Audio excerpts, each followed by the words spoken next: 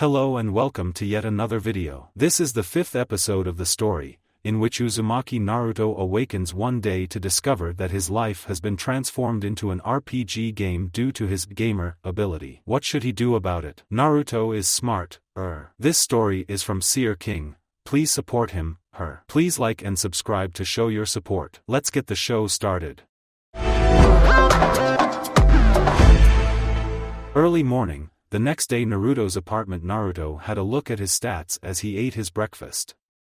Name, Uzumaki Naruto. Class, the gamer level, 7. Next level, 19.89%. Title, Academy Student, plus 25% EXP to LV10, Age, 12 HP, 900/900 CP, 900/900 STR, 18, 5, STA, 38, 5, plus 10, DX, 19, 5, INT, 19, plus 5, WS, 20 LUK. Looking at his stats, Naruto felt a headache coming on. His stats had gone up by quite a bit compared with when he had first looked at them, but his stamina was still far and above the highest, while his strength stat had gone up by only 7. Hadn't he meant to do something about that? Wait a minute. Gah. I knew I was forgetting something, the blonde orphan exclaimed. He ran into his bedroom and frantically searched through his clothes before finally finding what he was looking for. The training weights, he declared as he found the box he had bought at Higarashi's the first time. He opened up the lid and saw instructions. Thank you for purchasing the Higurashi Special Training Weights. Copyright, Naruto. Read out loud. In order to use these weights to their full potential, please ensure that you wear all 4 simultaneously to ensure equal training on all 4 limbs. Already knew that, once you place the training weights on, make the rat hand sign, channel chakra into the weights and call out a number from 1 to 5. This sets the weight to predetermined settings for your convenience. Newcomers are recommended to start on level 1 and build up to level 2 gradually. Okay, sounds simple. In order to turn the weights off, make the rat hand sign once again and say, Kai. This will deactivate the weights immediately. Should it not, please bring them to the store for removal and a full refund. Naruto slid one on each of his arms and legs, then made the rat hand sign. 1. He immediately felt like someone had attached lead weights to his arms and legs. Not heavy ones, but very obviously there. You have been affected by the status effect, lesser weighted gravity. An idea occurred to him and he opened up his status screen and put the 5 points from the last level up into STR, making it 23, which helped in lightening the load a bit. Naruto walked around to try to get a feel for how hard it was to move with the weights on. Surprisingly, it was rather manageable, although he was slowed down somewhat. What now? He mused aloud as he sat back down and finished off his breakfast, a bowl of rice and miso soup. The academy wasn't on for the next couple of days, so what to do? Oh. I could train the jutsu Iruka sensei taught me yesterday, he thought brightly, a smirk on his face as he recalled the trip to Ichiraku's that had shone a new light on the Kage Bunshin no Jutsu and his gamer power. Flashback. A training aid? Naruto asked in surprise as he and Iruka sensei were waiting for their ramen to be served. Yes, the scarred Chunin nodded. Originally, the Shadow Clone Jutsu was created for scouting purposes. How do you think the clones tell their creator information if only one hit dispels them? Really good life insurance? Naruto joked. Nice one, but no. Iruka replied with a grin. When you create a regular bunshin, you're just creating an illusion that mimics your shape and appearance. When you create an elemental bunshin, like your IWA bunshin, you're basically forcing chakra into a physical object and shaping it, again, to become a facsimile of you. Shadow clones are entirely made of chakra, to the point that they copy your chakra network and brain as well. In addition, there is a link between the clones and the creator, so when a Kage Bunshin dies, the creator receives a portion of the chakra used to create the back, as well as an entire copy of the clone's memories from the moment it was created to the moment it was destroyed. Naruto gaped at Iruka for a moment. None of that was on the information his gamer power had provided for him. Activating auto-update system. Working. Done. From this point on, any information the gamer learns about any jutsu or skill they possess not already in the basic description provided by the skill window will automatically be added, and, should that information increase the chakra cost of the jutsu, that will automatically be adjusted as well. That sound pretty awesome, Iruka-sensei. Naruto said, inwardly gaping at the recent update to his ability. This would rock. It is rather. Iruka agreed, but it is also dangerous. The information overload of as many clones as you made just now could overload your brain, knock you out and possibly cause brain damage if you receive them all at once. Try to only dispel 3 at a time if you can help it, okay? Sure thing. Naruto nodded. Oh boy, here comes my ramen. Flashback end. Naruto opened up his skill window and then the window for the Kage Bunshin no Jutsu. Kage Bunshin no Jutsu, instant, LV1, midnight. The Nidaime Hokage's Shadow Clone Jutsu is one of his most widely known jutsu and was originally created for scouting dangerous locations. All clones possess the same physical capabilities as the original, are equipped as the original and can also use any jutsu known to the original. All memories of the clones are transferred to the user upon their destruction, as well as a tithe of the chakra used to create them. The downsides to this technique are twofold. First, it is very chakra intensive, meaning only the more powerful Haichunin and Jonin can make use of this technique. Secondly, it only takes a single solid hit to dispel the clone, making it impractical as a genuine combat technique. Owing to your exceptionally dense chakra as an Uzumaki, the CP cost of each clone is reduced by 75%. Additionally, you receive 10% of the chakra from each clone once it is destroyed.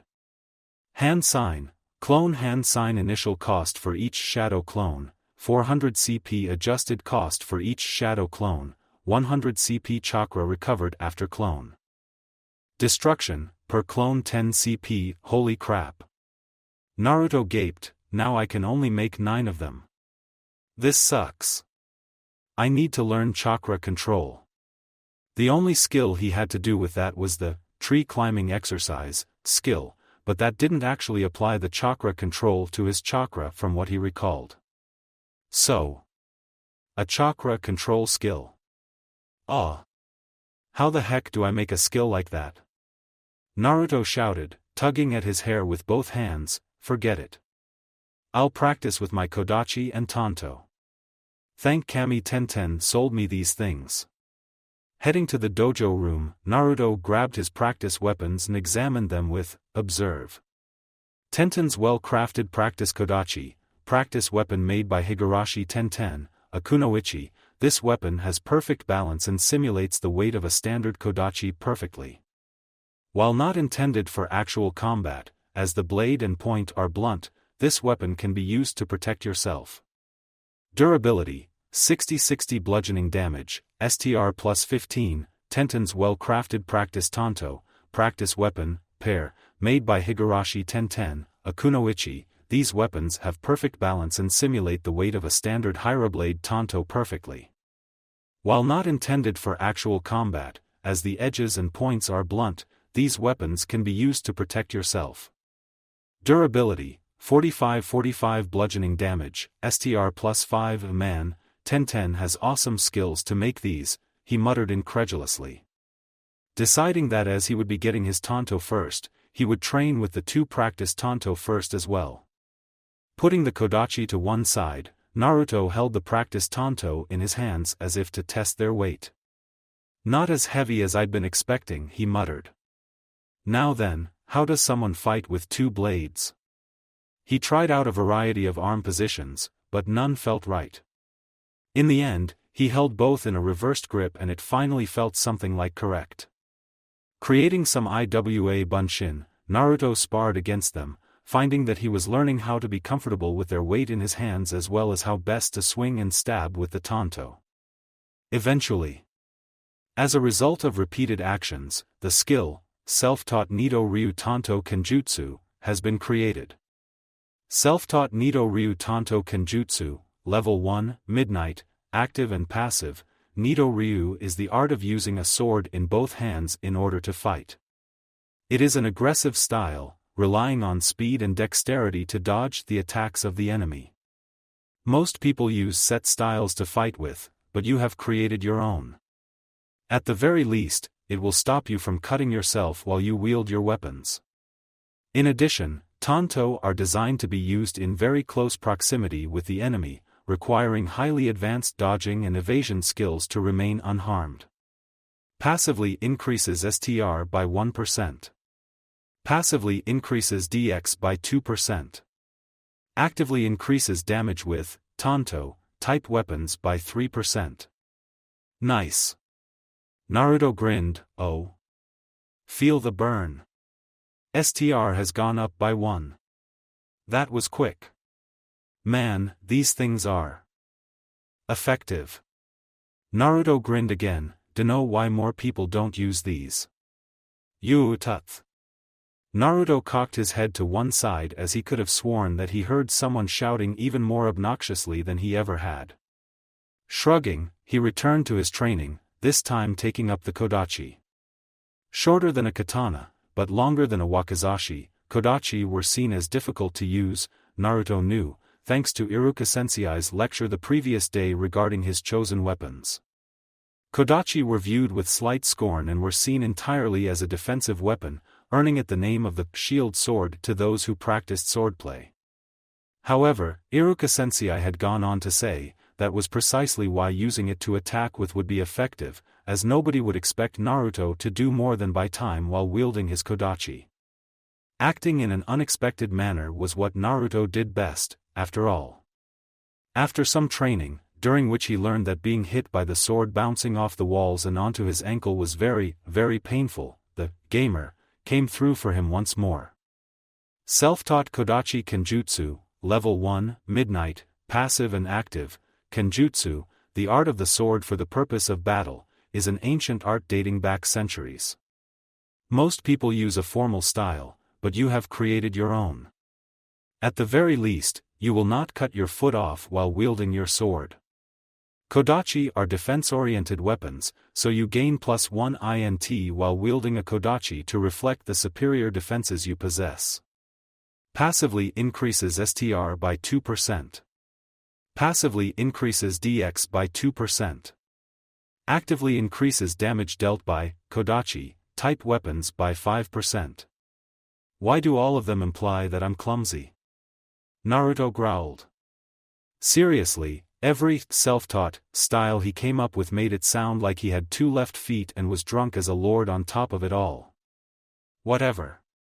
He muttered and destroyed his protesting Iwa Bunshin with his Kodachi. Time to work on his calligraphy.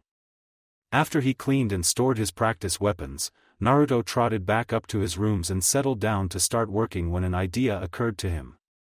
Kage Bunshin no Jutsu, he commanded after he made the clone hand sign. 4 clones appeared in an explosion of chakra smoke and his CP dropped by almost half. Right. Let's get practicing, he ordered. Right, his clones echoed back at him and went to get some extra calligraphy supplies from his stock. It was a surprised Iruka who came and walked in on 5 Naruto clones working feverishly at his calligraphy. The scarred Chunin just looked for a minute as Naruto, one of them anyway, looked up and saw him. Ah! Iruka Sensei, the Naruto declared. Hey there. Iruka greeted the group in amusement, which of you is the original Naruto? That'd be me, all of them declared at once, before they glared at each other. Who's the original? I am, damn you, one Naruto declared. Like hell. I am, another retorted. Oh, now it's on. Much to Iruka's amusement. The 5 Narutos then got into a fistfight, ending with 4 of them vanishing, leaving the original looking irritated. Damn mouthy clones, he muttered, are they supposed to do that? Act all mouthy and everything? It depends on the amount of chakra you put in them. Iruka replied with a chuckle, unlike elemental clones, which have a fixed amount of chakra that they need to be created, as well as a limit to how much each clone can have before the material becomes full to bursting and collapses. Shadow clones become a closer copy of the original as more chakra is spent on them, meaning they can even have personalities and be capable of independent thought if you invest enough chakra into them. Huh. Naruto looked thoughtful at this. Anyway, what's with the calligraphy? The Chunin sensei asked. Oh. It's so I can start learning Fuinjutsu. Naruto said with a grin. I found out that the Uzumaki clan was famous for their ability to use seals, so I thought I'd learn it too. So you decided on learning calligraphy? Smart. Irika said, let's see. Huh. Not bad. A little more and you'll be ready to try your hand at basic storage scrolls. Yada. Naruto cheered, before remembering something. Oh yeah, did you need? Am I not allowed to visit one of my students? Irika feigned hurt. Ah. No, that's not it. Naruto denied quickly. Just having you on, Naruto. Irika ruffled the boy's hair. I came to see how you were doing. Just training. Naruto shrugged. It isn't like I have anything better to do. Irika nodded sympathetically. I see. Why don't you go to the library and borrow some books? The old lady at the library won't let me in. Naruto said glumly, and you need a library card to borrow anything, so I can't just henge into someone to borrow some. You sound like you've done that before. Irika observed. When I went to get calligraphy supplies, I henged into you. Naruto muttered. That's odd. Irika frowned. That did explain why the owner of the shop was surprised by him buying more, but there should be anti-genjutsu seals at the entrance to each store. No one should be able to enter them without the henge collapsing. Naruto blinked at this. That meant oh. His henge wasn't just an illusion, it was solid. He'd forgotten about that. Maybe the seals need checked, he said with a shrug. Maybe. Irika wasn't convinced, but he let it go. If Naruto had to use the transformation jutsu just to buy basic supplies, then there was no point scolding him for it. Perhaps a word with the Hokage was in order though. Naruto had obviously gotten so used to this kind of treatment that it was no longer something he noticed anymore. I'll have a word with Hokage-sama about the librarian, he said instead. That attitude isn't one that someone in charge of the civilian side of the library should have. The Konohagakure library was divided into two levels. One had the civilian library, with basic reading from fiction to non-fiction, as well as many copies of the Academy 3 Jutsu for those who wished to study them. The other was the Shinobi section, which held copies of non-clan ninjutsu, taijutsu, kenjutsu and genjutsu. A lot of them came from the archives of the Uchiha clan after they were massacred, from various enemy shinobi they had used their Sharingan on. The only way into the library was from a staircase guarded by 2 chunin and it led down under the civilian library. Naruto would be graduating in a few months' time and having access to the library was vital for both before and after the graduation. Okay. Naruto nodded. In the meantime, why don't you go and investigate the next area of training field 13, the scarred chunin suggested. I get the feeling that the chakra mutations are stronger there, so I'm planning on waiting until I get my tanto before trying there. Naruto replied seriously. Caution? From Naruto? He's matured. Irika thought proudly. A couple of months ago, Naruto would have gotten himself into trouble by running headfirst into danger without a second thought. In that case, scour the areas you've already cleared for weapons and the like, he suggested. You found Toradora in one of the areas by happenstance, right? Now that you've eliminated the mutants in the first 2 areas, you can search to your heart's content for any kunai, shuriken and the like that might be there. I doubt you'll be lucky enough to find another regular weapon, but you never know. Awesome. I never thought about it like that. Naruto exclaimed, thanks Iruka sensei. No problem Naruto. Irika replied, no problem at all. Later Sub-Area 1, Training Field 13 Naruto was quite pleased with himself. Thanks to his use of shadow clones, he had reached level 7 in calligraphy already, in addition to creating self-taught Nido Ryu Tanto Kenjutsu and self-taught Kodachi Kenjutsu. His Kage Bunshin no Jutsu had even leveled up once he beat the crap out of the 4 clones and dispelled them. If Naruto was any judge, with shadow clones, the longer they existed, the more experience he gained in the skill. He had no idea exactly how much EXP was made per minute or hour, but it had been enough to get his level 1 skill up to level 2. Maybe the 20-odd clones that he made yesterday had something to do with it. So creating and maintaining the clone dispersing and the chakra and memory return function all had something to do with how much experience Kage Bunshin no Jutsu received. Sounds like a theory. Still. What the heck, he muttered as he looked around the sub-area. It looked exactly the same as before, except less intimidating. There wasn't that odd sensation that made the hair on the back of his neck stand up. Observe has leveled up. Ignoring that his observe skill had leveled up to level 9, Naruto made several IWA Bunshin and equipped them with Gensetsukan. Okay you guys, he called out to them, spread out and find any weapons, chests, or whatever looks like it doesn't belong here. Shout out if you find something. Got it, boss, the clones chorused back at him. At least IWA Bunshin don't talk back if you give them orders. Naruto thought in relief. For the next few minutes, all was well. Occasionally, a clone discovered a shuriken or a kunai and they were placed in Naruto's inventory. Then. Warning. Random encounter initiated. What the whoa? Naruto exclaimed as the scenery around him blurred and he was in the middle of the sub-area, where he had fought the berserk fox squirrel.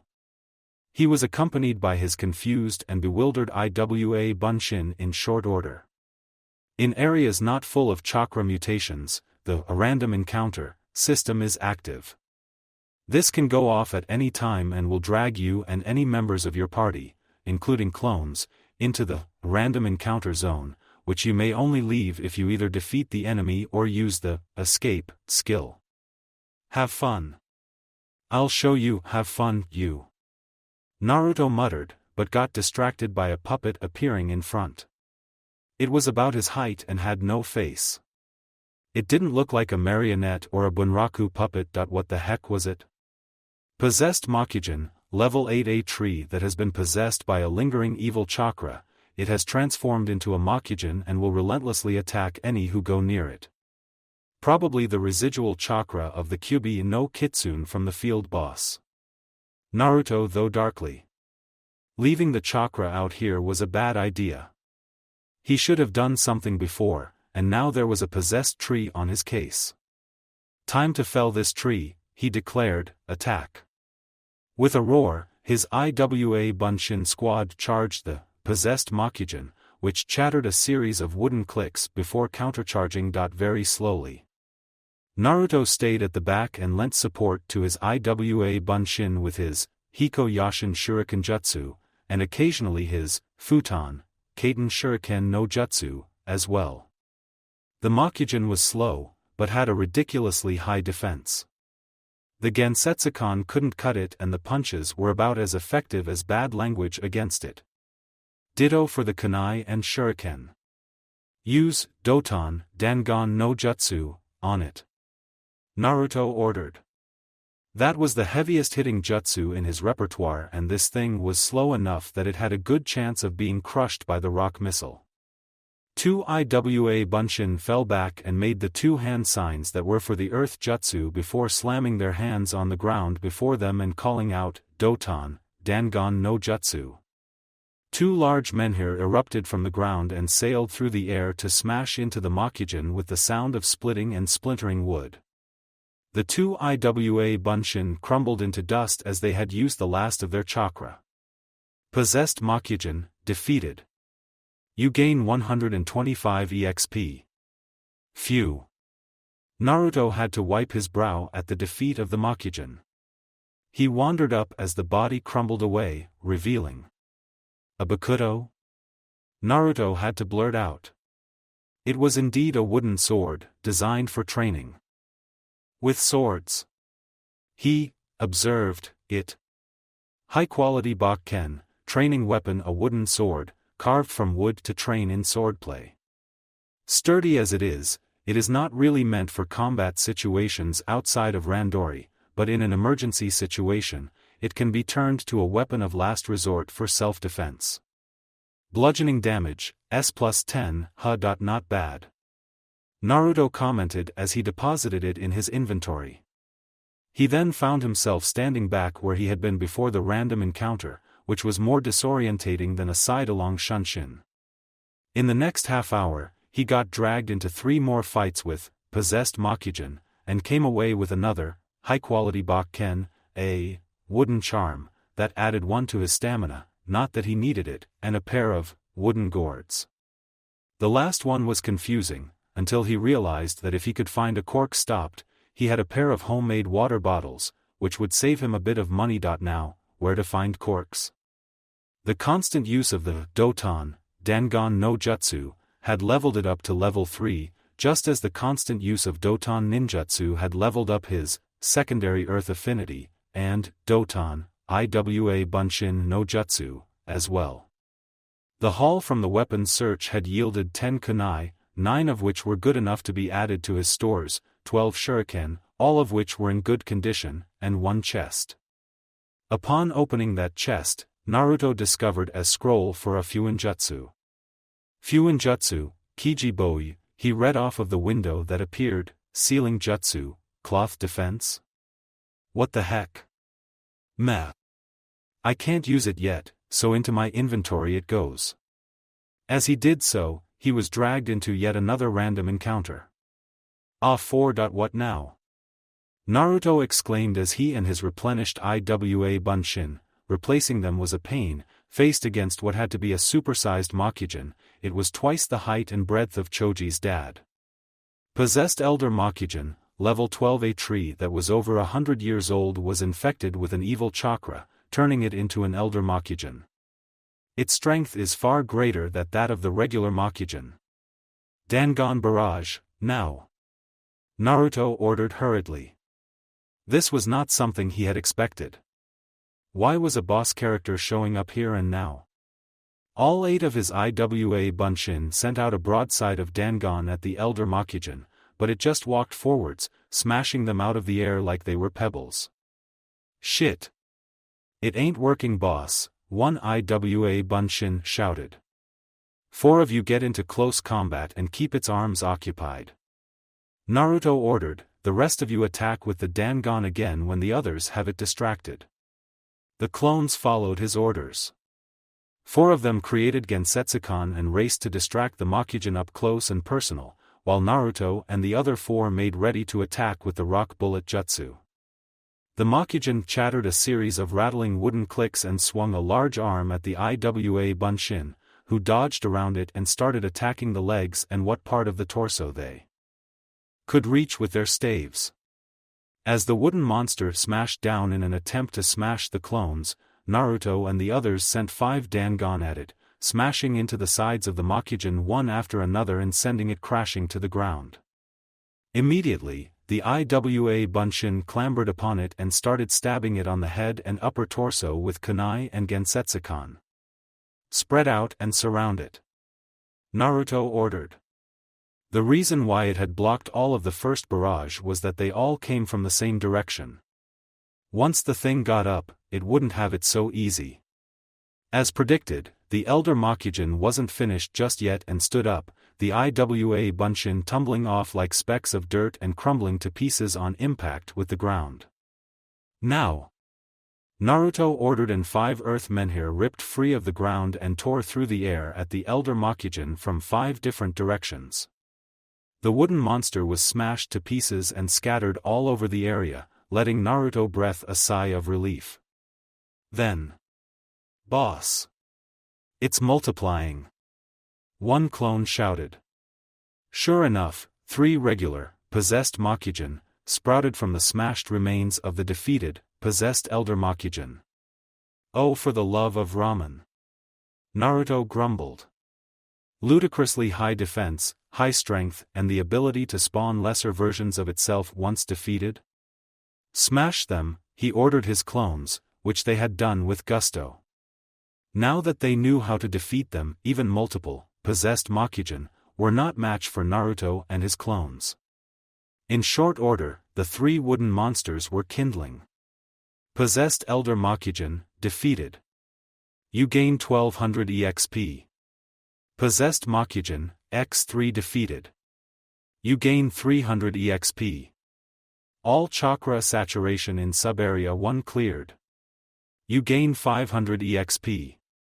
You have gained a level. LV7 LV8. You have 5 attribute points to spend. Secondary Earth Affinity has leveled up. LV4 LV5. Doton Dangon no Jutsu has leveled up. LV3 LV4. Doton Iwa Bunshin no Jutsu has leveled up. LV4 LV5. Sweet, he commented. That one big Makujin netted him as much EXP as Meguro Wagura had. The corpses of the 3 possessed Makujin dissolved to reveal 3 more high-quality Bakken, and about 1,000 Ryo altogether. The possessed Elder Makujin dissolved to show a single Bakken, but not a regular one. It glowed with a golden light. Golden Bakken of Fortune, training weapon, a wooden sword carved from a Shinboku, sacred tree, and blessed by a priest. Its divine aura repels lesser demons and brings good fortune to the one who wields it. Reduces random encounters from lesser demonic or lesser yokai enemies by 100%. Increases luck by 25. Durability 35 of 35 bludgeoning damage, STR plus 15. Guess that's a useful thing to have. Naruto commented as he put it away. As he warped back to Sub-Area 1, he debated about whether to go on to Sub-Area 2. He decided against it as he was hungry. And he was low on chakra. That's that for today then, he muttered and headed out of the training ground. 1 month later, Higarashi's weapon shop. Whoa! Naruto said in awe. He was looking at the pair of tanto lying on the counter of the shop. The blades shone brightly in the light reflected from the illumination provided by the lamps. The blades were simple, but the distinctive ripple along the edge, the hamon, spoke of blades produced by a master smith. The blades had obviously had a horimanoshi at them, as one had a flower pattern engraved that looked like camellias and the other had patterns that looked like violets. I see you noticed the engravings. Higurashi Tatsuhiko observed with a smile, that's Kane's work.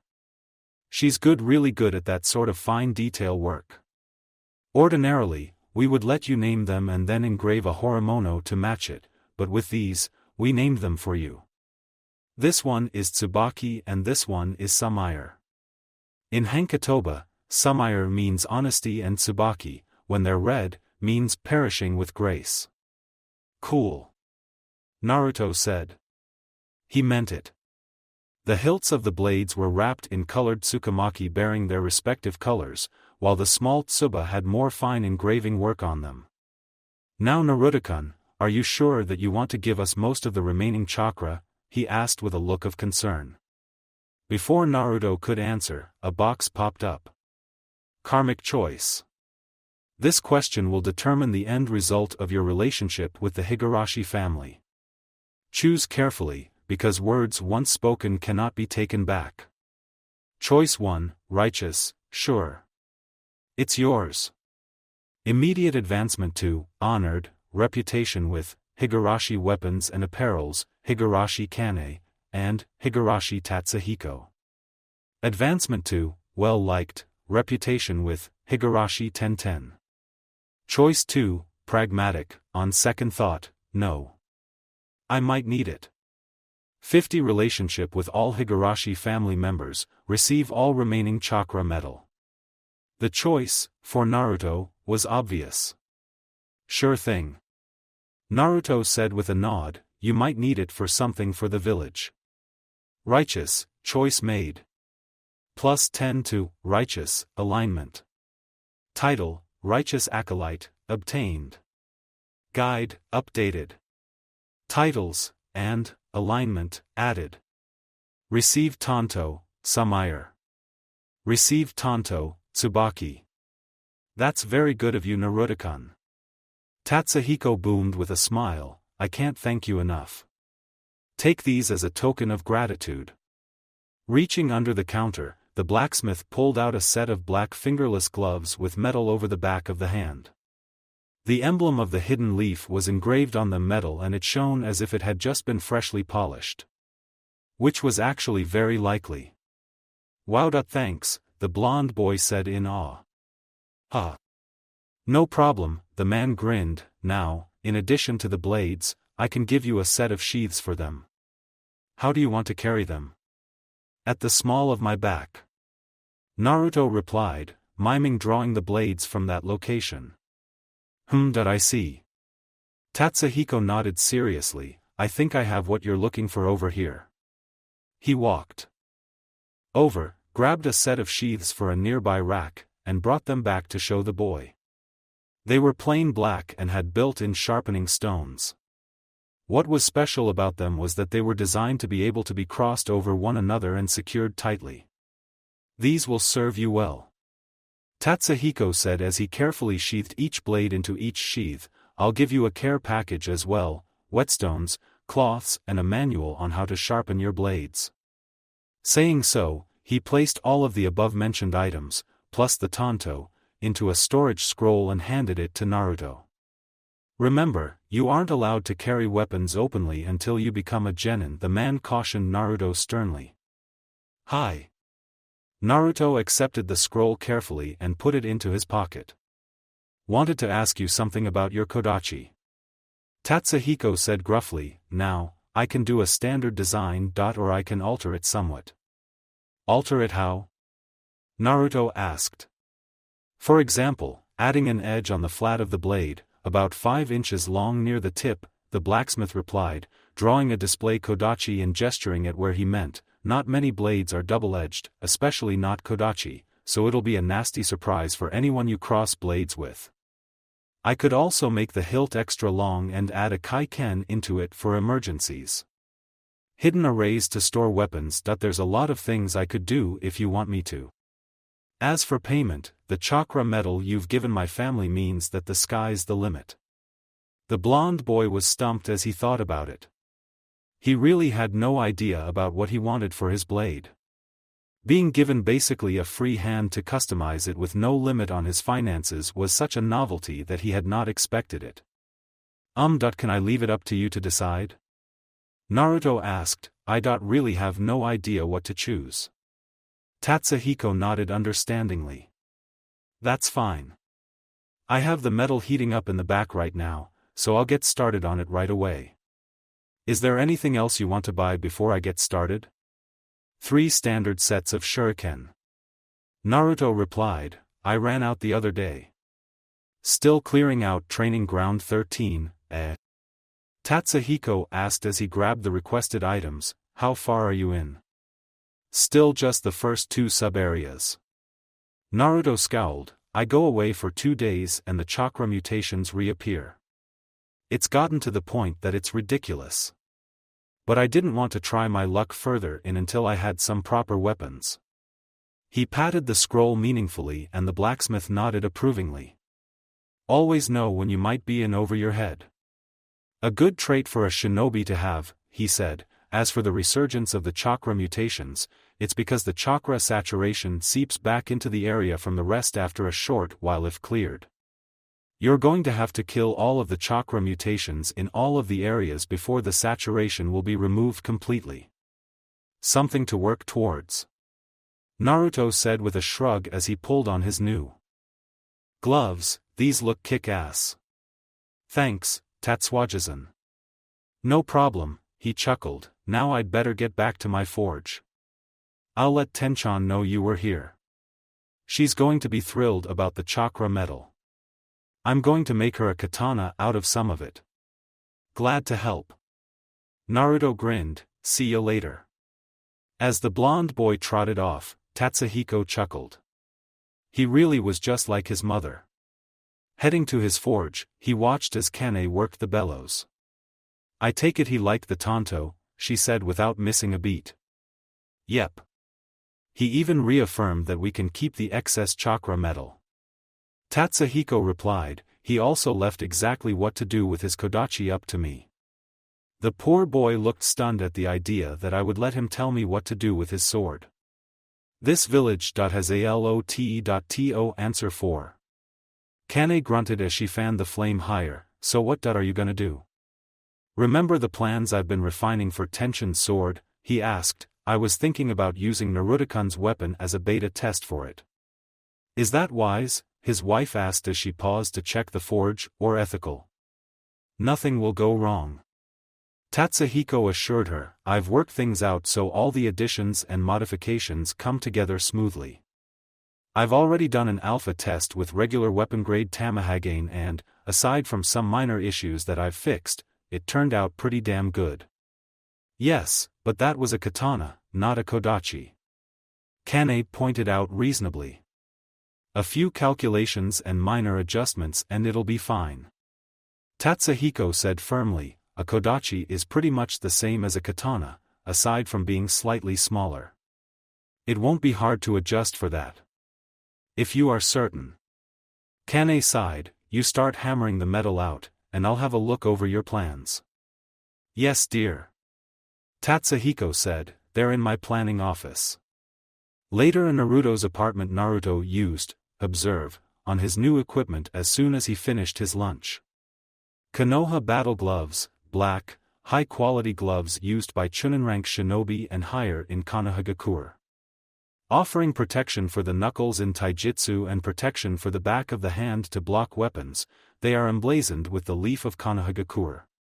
Def plus 15 durability, 50/50ths, Sumire, a tanto crafted by master blacksmith Higurashi Tatsuhiko, the blade has been engraved by a Horomanoshi with violets. Made of chakra metal, which is stronger than steel and is able to channel chakra through it naturally, it is a very good weapon. LV-15 short weapon, mastercraft, chakra weapon durability, 95/95 piercing damage, S plus 10 slashing damage, S plus 25 bludgeoning damage, S plus 1, Tsubaki, a tanto crafted by master blacksmith Higurashi, the blade has been engraved by a Horomanoshi with camellias. Made of chakra metal, which is stronger than steel and is able to channel chakra through it naturally, it is a very good weapon. LV-15 short weapon, mastercraft, chakra weapon durability, 95/95 piercing damage, S plus 10 slashing damage, S plus 25 bludgeoning damage, S plus 1, nice. Naruto whistled, wonder what being mastercraft does to the blades. When he tapped the word, another screen popped up. Mastercraft, items that have been, mastercraft, have been carved, forged, built or otherwise created by a master craftsman at the peak of their skill. As such, all, mastercraft, items receive a bonus towards a random stat. Do you wish to have all such bonuses shown? Y/N, obviously. Naruto muttered. He hit Y and looked at Sumire and Tsubaki's screens again. Tsubaki received a plus 10 bonus to piercing damage, while Sumire got plus 15 to slashing damage. Naruto felt a bit giddy. These weapons would make his life so much easier when it came to clearing out Training Ground 13. Now then, where am I at? He muttered and checked his status. Name, Uzumaki Naruto class, the gamer level, 12 next level, 30.84% title, academy student, plus 25% EXP to LV10, age, 12 HP, 1500/1500 CP, 1500/1500 STR, 39 STA, 44, plus 10, DX, 30 INT, 30 WS, 34 LUK? His stats were, pardon the lack of modesty, pretty damn good in his opinion. He had finally gotten rid of the malnourished status, which had added the missing 5 points to all his physical stats. He had also raised his INT and WS by quite a bit, which was nice. His weights were on level 2 now as he had adjusted after the last month and they were no longer a burden at level 1. As for his skills, he had trained hard and all of his, self-taught, styles were at level 10, at which point they had hit was his ability classed as a level cap, meaning they couldn't go any higher. The same had applied to his basic Hokage Taijutsu, but he had solved that problem by absorbing the intermediate Hokage Taijutsu book. The self-taught styles were more problematic. Sure, the Bojutsu wasn't as important, but the Nito Ryu Tanto style and the Kodachi Kenjutsu style were. Iruka Sensei had said he would have a look in the Shinobi section of the library, but that still meant he couldn't improve them yet. And graduation was 6 whole months away. On a more positive side of things, thanks to the drops made by the Makujin in Sub-Area 1 and the Ninmenju in Sub-Area 2, he had a healthy stock of Bakken, practice dummies and practice spears. A big downer was that, once he had passed level 10, he no longer received the 25% extra EXP that his Academy Student title had granted him, which made leveling up somewhat tedious. Come to think of it, didn't I get a new title earlier on? Naruto thought with a frown. He opened the titles section and winced, as it was row upon row of question marks. Scrolling down, the boy spotted 2 titles that he had access to. Academy Student grants 25% extra EXP while under LV10. Signifies the bearer is a student at a Shinobi Academy. Only removable at graduation. Righteous Acolyte increases ninjutsu power by 1% while possessing more than 0, but less than 100, righteous alignment. Signifies that the bearer has taken the first step down a righteous path. This sucks ass. Naruto pouted. He then decided to find out what this alignment business was all about by checking the guide. Alignment and alignment is your moral and ethical perspective. Basically, if you act in a moral fashion, you can be considered lawful or good, whereas if you act in an amoral fashion, you can be considered unlawful or evil. Your words and actions influence which alignment you go down. Unlike in other worlds, you, Uzumaki Naruto, reside in a world where nothing is cut and dried. Morality is very much in flux, especially for shinobi. To represent this, there are various different paths of alignment that you can go down simultaneously. Very few paths exclude the ability to travel down others until very far down a path, but there are those that preclude another path immediately. The various alignment paths you discover will be added here as and when you find them, not before. Righteous. This path has also been known as paragon, lawful good and various other epithets of a similar nature. One who strides down this path is one who will try to do what is right, regardless of the cost to themselves. Current alignment, 10/1000. Pragmatic, known as neutral or unaligned in various universes, one who follows this path follows an expedient path. They will act in the most grounded fashion possible, saving only those who they feel can be saved and not trying for more. Current alignment, 0/1000. Huh. Naruto said with a shrug. He personally didn't think he suited either of those stances completely. He also felt mildly offended that his ability was trying to compartmentalize him. Moving on. New skill. Naruto grinned as he closed the window and grabbed the book regarding weapons care and maintenance. You have acquired the To the Point and Along the Edge skill book. Do you wish to learn this? Y/N, hell yes. Naruto grinned as he hit the appropriate button and watched the book dissolve into blue light and enter him. Edged weapon maintenance, LV1, Midnight. Having a sword or dagger is all very fine and dandy, but if it's blunt as a stick, you'd be better off with a club.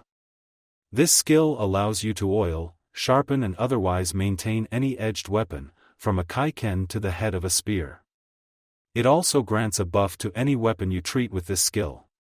Sharpens a weapon for 2 days.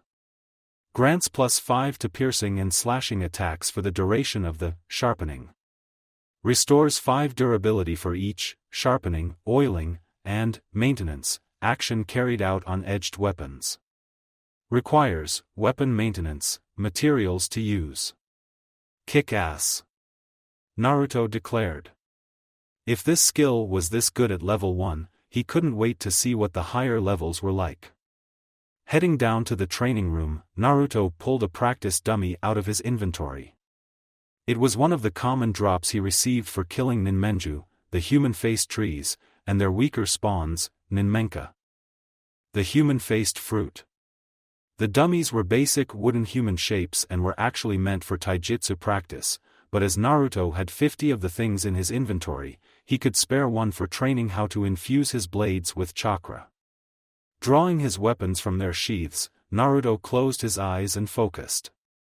He tried to guide his chakra into the blades, but was stymied by an uncomfortable feeling.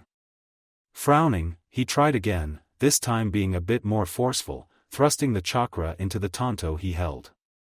"You're doing it wrong," a voice said from behind him. Naruto jumped and whirled around. A bearded man in a standard jonin's outfit and a sash with the kanji for fire around his waist stood leaning against the doorframe. "The Smoking Guardian, LV? Sarutobi Asuma, Asan, who are you?" Naruto asked, keeping up the facade that he didn't know who the man was. "The name Sarutobi Asuma, kid," the bearded man said. "My old man sent me over here today to teach you how to use those blades properly." "You're Gigi's son?" Naruto asked. "You do look a lot alike." That made Asuma guffaw loudly. "Ha! Does he know you call him Gigi?" "Yup. He seems to find it refreshing." Naruto replied with a grin. "I'll bet," the jonin grinned back. "Oyaji told me that your primary affinity is futon, right?" "That's my primary affinity as well, and I use the same jutsu you were trying there with my trench knives." He took an odd-looking knife from his rear shuriken pouch and held it up. Seen from the side, it resembled a fang, with holes for the fingers, and the wickedly sharp blade was made more dangerous by the serrated section just in front of the finger holes. Naruto was curious and used, observe, on it. Trench knife, a mastercraft blade forged by Higurashi Tatsuhiko in his youth, this blade has seen wear, tear and blood through the years and has never failed its wielder. Used in a pair. Durability, 150 out of 150 knuckleduster/short weapon, mastercraft, chakra metal weapon, paired weapon piercing damage, S+10 slashing damage, S+15 bludgeoning damage, S+15, that looks dangerous, the blonde boy observed. "It can be." Asuma agreed. "Watch what happens now." Suddenly, a blue aura enveloped the blade and Naruto's hearing could pick up a faint noise, a mild shrieking sound. That's the sound of two opposing chakra currents grinding together, sharpening each other to form the blade. Asuma explained. He stepped over to the practice dummy and slashed it diagonally with his trench knife, the top half sliding off the lower half a few seconds later. "Whoa!" Naruto exclaimed with shock. "Wind is known as the war element," Asuma said as he released the jutsu. "In my opinion, it is the best mix of offense and defense at short to mid-range, especially when you use the chakra nagashi no jutsu, chakra flow jutsu, in a bladed weapon." "What was your secondary element?" "Earth." "Ah. Well, from what I've gathered, using chakra nagashi with doton chakra ups the durability and hardness of the weapon to ridiculous levels." Asuma nodded. "One guy I saw used it to smash his opponent's weapon into smithereens with one blow." Again, "Whoa." Naruto said with wide eyes. "Yeah, it's pretty cool." Asuma said modestly. "Now try to do as I described with your tanto. Imagine in your mind two streams of chakra colliding with each other, sharpening themselves into one single blade that covers the entirety of your blades. But not the hilts." Nodding, Naruto closed his eyes and focused on what Asuma had told him. He imagined his chakra reaching down, 2 channels per weapon, wrapping around the blades of the tanto and clashing into each other, forming a blade along the edge of the weapons. "You've got it," Asuma said proudly. Naruto opened his eyes and saw that both tanto were covered in the blue chakra of the chakra Nagashi no Jutsu. He swiped them at the remains of the dummy, cleaving it into 3 pieces. "Damn, this is lethal," he said in disbelief. Naruto ignored the numerous screens that had popped up around him, saving them until he was alone. "Yep. So not using it unless you're out on a mission outside the village," Asuma said sternly. Naruto nodded as he ended the jutsu, returning his tanto to normal blades. "Mind if I have a look at your weapons?" Asuma asked. Sure." Naruto nodded. He flipped the weapons around so that the hilts were facing the Jonin and offered them to him. Asuma took them carefully and examined them with an experienced eye. "Looks like old Tatsuhiko outdid himself with these beauties," the bearded man observed. "They're almost as good as my trench knives." Tatsuhiko works best when he's creating unique weapons, but even these are top quality. Carefully, he slid the blades back into their sheaths and handed them back to Naruto. "Thanks, Naruto said. "Why'd you teach me?" Active duty shinobi aren't allowed to teach academy students. This made Asuma smirk slightly. But there's the thing. I am a former member of the 12 Guardian Ninja, a group of shinobi who are the shinobi guard of the Fire Daimyo. I finished my tour of duty with them last week and arrived here 2 days ago. Oyaji gave me a month off before I have to officially return to active duty, and as I need an apartment, he suggested seeing the landlord of the Amicage Apartments, one Uzumaki Naruto. Sound familiar? It certainly did. The official story was that the Hokage had purchased this building and had assigned one of the apartments to Naruto. What was actually the truth was that Naruto was a part owner of the building, and the Hokage was the other. Sarutobi handled the paperwork, while Naruto was the on-site landlord. "Okay. Do you want an apartment here, Asuma-sensei?" Naruto asked, "And if so, is there anything you look for in an apartment?" "I would like a place with a view of the Hokage monument, if at all possible," Asuma replied. Got just the place for you." Naruto smirked. "Follow me." Resealing his tanto into the scroll and pocketing it, Naruto led the younger Sarutobi to a room on the opposite side of the building and 1 floor down from Naruto's own apartment. It was just as big as Naruto's own apartment and had a very good view of the Hokage monument. "Nice," Asuma said with an appreciative look around the room, which was clean as a whistle. "I was expecting the place to look messy and dusty, but it isn't. I can use the Kage Bunshin no Jutsu, so I have them cleaning the place while I'm away at the academy," Naruto explained. Doing so had helped to raise the level of his shadow clones by quite a bit. The Iwa Bunshin not so much, as they crumbled to pieces if Naruto moved more than a block away from them. Still useful when he was closer than that though. He had also developed the skill, housework, because of it. Combining the experience of all his clones had raised him to level 2. On the second day. His current level with housework was level 10, and it showed no signs of slowing down either. "Good tactic," Asuma said approvingly. "Well, now we need to talk money. Most places charge monthly rent, as I'm sure you know." Naruto nodded glumly. He had paid over 2,000 ryo a month for his former shitty apartment, when the place had only been worth less than half of that.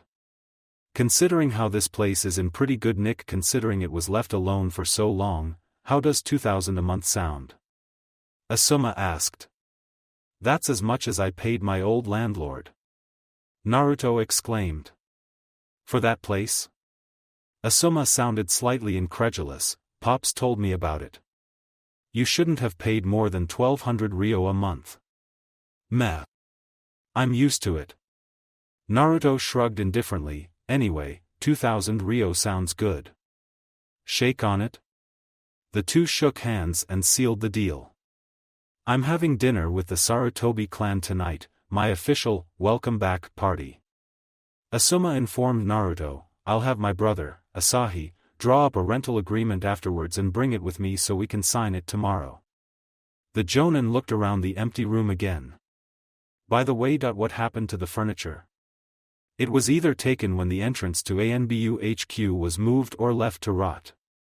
Naruto grimaced at the memories his clones had given him of the furniture that had been left. I've had to throw them all out. I would go furniture shopping to replace them, but the likelihood that anyone would be willing to sell me anything isn't high. Asuma frowned at that. You aren't required to provide furniture for a tenant, Naruto, he informed the blonde. All that's required is that the water and power be working properly and that the apartment is in good condition. Gigi told me the water works in all apartments and the power works. All I have to do is go down to the basement and turn it on. Naruto supplied. When will you want to move in? I'm staying at the Sarutobi compound at the moment, but I'll have to move out in 3 days. Asuma replied, that okay with you? Sure. I'll turn the power and water on the day before and get everything sorted. Naruto nodded. Okay then. See you later, Yanusha-san. Asuma nodded politely at Naruto before departing. As Naruto walked back to his apartment, he mused at how odd it felt to be called a landlord. He immediately resolved not to be a pain in the ass like his old landlord. Sitting down, he examined the windows that had popped up in order of appearance. Skill created. As a result of repeated specific actions, the skill, Lesser Chakra Control, has been created. Lesser Chakra Control, Passive, LV1, Midnight EXP, Chakra Control allows the user to control their chakra. Although some jutsu can be used with barely any chakra control, most average jutsu and other chakra tricks will require at least this level of skill. Allows the use of Drank Jutsu and chakra techniques. Gains EXP from chakra control exercises. Reduces the cost of jutsu by 1%. Increases chakra point regeneration by 1%. Finally. Naruto yelled in delight. Do you wish to apply and use chakra control exercise EXP from tree climbing exercise to lesser chakra control? Y/N, duh. Naruto snorted as he hit the Y button. Calculating, done, lesser chakra control, has risen to LV3.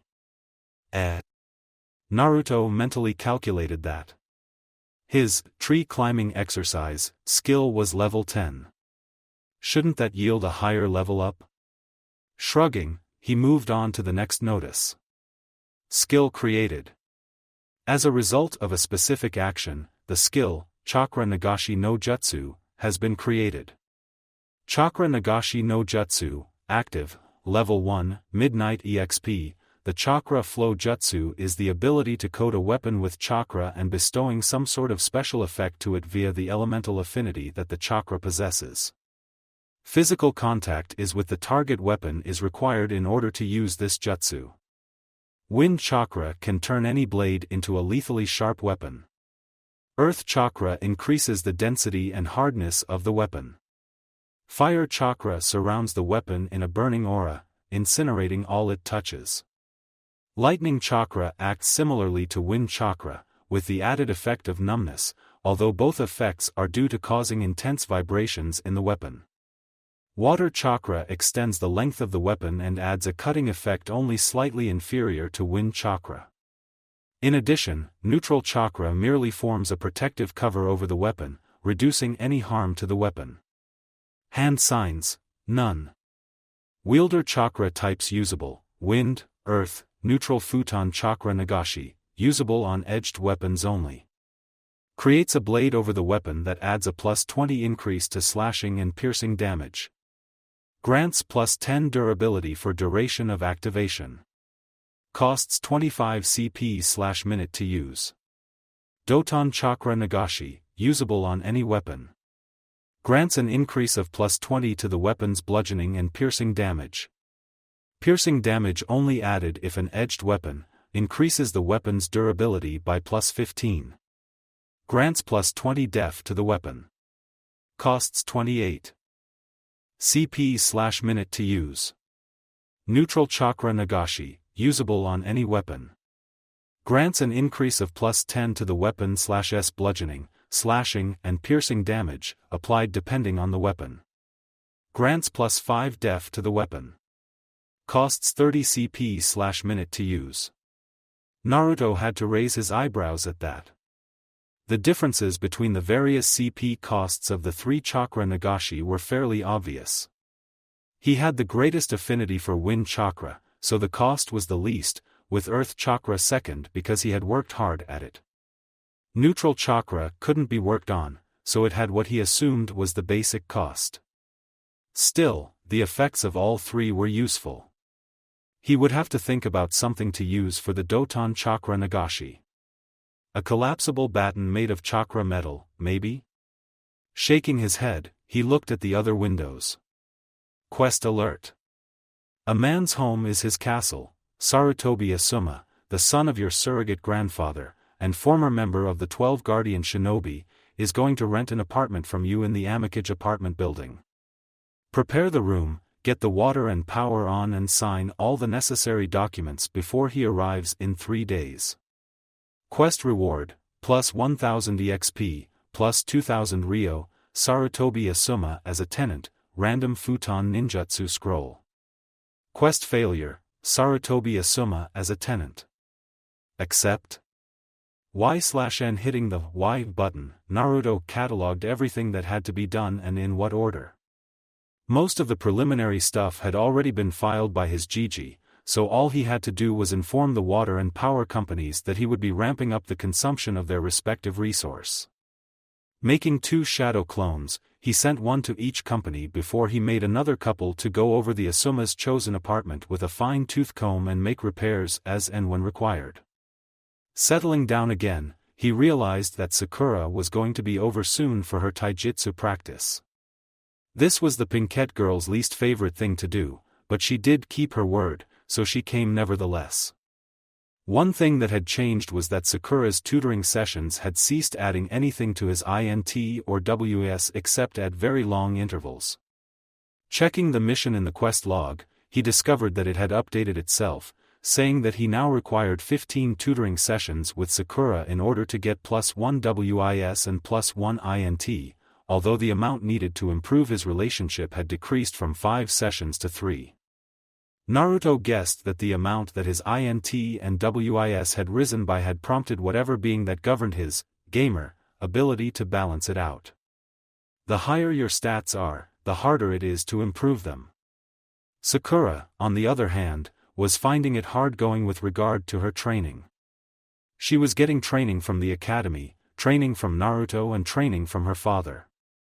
She was very much exhausted. He had been sneaking looks at her stats and she had only gained a single point in STR and STA in the last month and a few days, which was slightly worrying for his growing a cherry blossom quest. When Sakura arrived, he asked her exactly what exercises she did other than sparring. Calisthenics. Sakura replied, sit-ups, push-ups, star jumps. That sort of thing. You should try jogging. Naruto suggested, Shinobi do a lot of that, so it would be useful to get into the swing of things. His pink-haired training partner sighed at that, but was unable to refute it. Over the next couple of hours, Naruto helped Sakura alter the Hokage style she had been taught so it suited her body. Stances and kata had to be changed and then Sakura had to experiment with the various punches, kick, blocks and the like so she could use them effectively. After all of that, she would spar with Naruto, who didn't pull any punches in regards to his speed.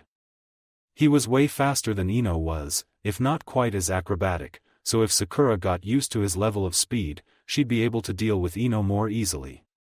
Or so he hoped anyway. Damn. Sakura said mildly as she got up again after being knocked back onto her, but again, I'm not getting any better at this. Considering you've only been at this for just over a month, you're doing very well. Naruto assured her. Why haven't you ever won any spars if you're this good at taijutsu? Sakura asked with a frown. Because almost every single time, I've been up against Sasuke. Naruto replied, he's a team, but he is very good at hand-to-hand combat. Just about the only thing he's better at is ninjutsu. How can you tell? Sakura asked in confusion. See how he wears his clan's symbol on his back. Naruto asked, according to Iruka Sensei, only adult Uchiha are allowed to wear their clan symbol on their back like that, meaning they have to be able to use Katan, Gokakyu no Jutsu, fire style, Grand Fireball Jutsu. Sasuke can use a crank elemental jutsu, the Pinkette yelped in shock. From what I can remember, he started wearing it just before the Uchiha massacre. Naruto continued, so that means he's been able to use it for 6 years or thereabouts. He used it at 6. Sakura gawked. He has talent. Shame Itachi screwed his head up. Naruto said with a shrug. That's a bit cold, Naruto. Sakura said with a frown, he had his entire clan massacred by his own brother. Anyone would be screwed in the head after that. I know. Naruto sighed. He really didn't want to talk about the team. It's just that other people have had difficult lives as well, you know? And they haven't cut themselves off from all human contact. Sakura nodded slowly.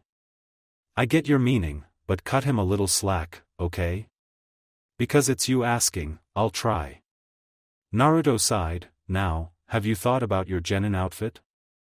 Not really. Sakura replied, isn't what I have good enough? For dranks, yeah. Naruto said, but for cranks, where you'll be facing enemy combatants, albeit just bandits? Not so much. No armor, no weapons other than kunai and shuriken. Yeah, let's just say not. Good, and leave it like that. Sakura winced. I'll talk to my dad about it. Cool. Oh. I have to give you something. Naruto said, wait here. He trotted out and up to his apartment so he could access his inventory and pull out the chakra strength enhancement scroll he'd gotten from that spar with Sasuke before heading back. He'd tried to learn it before, but it required average chakra control, level 20, so he was out of luck. Sakura though. Here you go, he said as he entered the dojo, a reward for your hard work. This is a jutsu scroll? Sakura asked as she gingerly accepted it. Yup. For Ninpo, Chakra Kyoto Kyoka no Jutsu, Ninja Art, Chakra Strength Enhancement Jutsu. Naruto replied, my chakra control's too shaky to use it, but you? I think it'll work out. Sakura was speed reading the scroll. This is what incredible, she exclaimed, where'd you get it from? I found it at INA training field I'm working at. Naruto replied, mixing truth and lies, it's been abandoned for a while and Hokage Gigi told me anything I found that didn't have someone's name burned or signed onto it was mine to keep. Wow. Well. Thank you, Naruto. Sakura said, still reading the scroll avidly, this is wow. It isn't Tsunade of the Sanin's chakra enhanced strength, but it is a step up from regular muscle power, that's for sure. Naruto nodded. The Chakra Kyoto Kyoka no Jutsu was a heavily watered-down version of the Shodame Hokage's Kangariki no Jutsu, Adamantine Power Jutsu, one that every shinobi with sufficient chakra control could learn, unlike the parent jutsu. When he discovered that he couldn't learn the jutsu, he had read it physically. Don't use it instead of your muscles in training, he cautioned her. Hi. Sakura said wearily, putting the scroll into her pouch. Are we done for today, Naruto? I'm still tired from earlier. Sure thing, Sakura-kun. Naruto nodded, see you tomorrow. The Pinkette bade him farewell and headed for home. Naruto looked at the scroll over by the remains of the dummy and grinned. Tomorrow, after the academy, he would go and kick ass in Sub-Area 3 of Training Ground 13 and break in his new weapons. He couldn't wait. Elsewhere in a room barely lit by stuttering candlelight, a masked individual, clothed so that their gender was undeterminable, knelt before a desk covered in papers. Behind that desk sat a man clad in a black and white kimono, with one arm and one eye bound in bandages. "Report, Agent number 35," the bandaged man ordered, his voice inflectionless. "The Jinchuriki has been progressing well," the kneeling man replied tonelessly. "Each time he faces Uchiha Sasuke, he draws closer to achieving victory over him. He trains with Haruno Sakura 3 times a week and is otherwise spotted heading towards Training Area 13. The bandaged man gave no indication that he was either pleased or displeased by this information. "I see. Have we acquired any leverage on the ANBU who guard the former HQ entrance?" "Negative." Agent 35 replied. "They are part of the current Hokage Guards section of the ANBU and their identities are classified beyond the ability of any of our agents to acquire." This time a distinct look of displeasure flashed across the bandaged man's face. "Anything else to report?" "Sarutobi Asuma has returned from his tour of duty with the 12 Guardian Ninja," the kneeling agent stated. "He is currently residing in the Sarutobi compound, but plans to move into the Amicage apartments within the next 3 days. A scowl crossed the bandaged man's face. "Curse that old monkey," he hissed. "Arrange for an accident to occur to Sarutobi Asuma tomorrow, nothing fatal, but it has to put him out of commission for at least a week. Prep Squad 1 for an abduction mission in Training Ground 13 in 2 days' time." "Hi, Danza-sama," the agent said before fading out into the encroaching darkness. Shimura Danzo, the Yami no Shinobi, allowed himself a small grin before turning his attention back to his paperwork. The weapon was as good as his. The next day, early morning hidden route base Shimura Danzo walked down the corridor of his base, the cane he held in one hand thumping against the white stone floor as he did so. The crippled old man had calmed down since his outburst the previous day and had since rethought his plan. He would need to delay Sarutobi Asuma's move into the Amicage apartments, so the little accident section of his hastily formed plan was unchanged. The part that needed alteration was his ill-conceived attempt to snatch the Jinchuriki from Training Ground 13. Sarutobi was many things: soft on foreigners, soft on the domestic front, sentimental and weak about a great deal of things, but one thing he was not was stupid.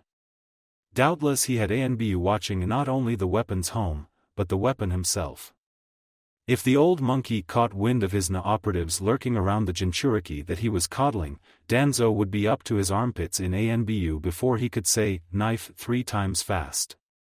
So then, the obvious thing to do would be to use Nuke Nin, missing ninja, to test the brat first.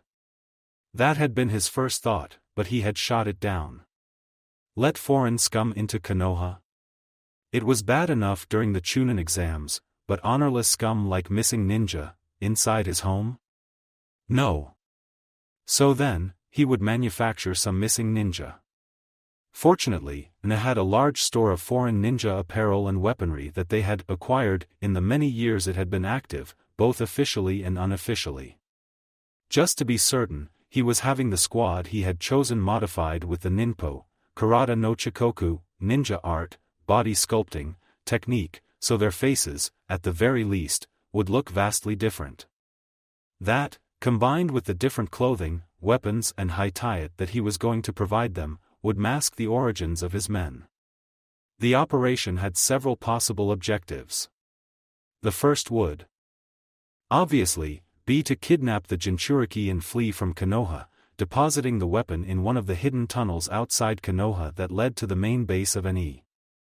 If that proved impossible, then a true evaluation of the Jinchuriki's fighting abilities would be their goal. In a fight for his life, or so he would believe, the boy would go all out in a panic. That wouldn't prove hard to handle, considering all of the team he was sending to capture the boy were all at least high Chunin level and the boy was, chakra aside, only a high genin at absolute best. A side objective would be forcing the boy's ANBU watchdogs to break cover, which would give his men a chance to discover clues as to their identities and cause a break in the boy's faith in the old monkey at finding out he was constantly under the aegis of the ANBU. Win-win-win, as far as Danzo was concerned. At length, he entered the medical lab where the team was undergoing their body modifications. The 4 ninja were being attended to by several Named Nin. None were on the level of Tsunade of the Sannin, but many hands make light work regardless. Operative number 34, report. Danzo commanded. Agents number 543, 647, 753 and 412 will be fully modified by midday, Danzo-sama, the head mednin replied in a monotone. Agents were the low-ranking field ninja of NA, while operatives were the senior wing. Very similar to the Chunin/Jonin divide.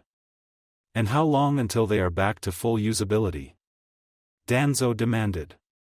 It is estimated at being between 6 and 7 hours post-surgery. Number 34 replied. Danzo nodded. Very well. Inform me immediately upon the recovery of these 4. I will give them their instructions personally. Hi, Danzo-sama. And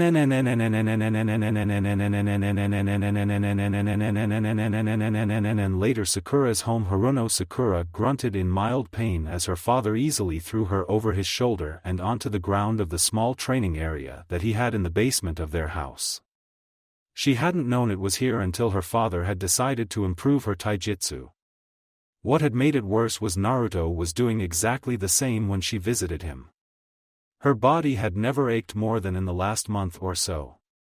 Mind in the game, Sakura-kun. Kazashi scolded her.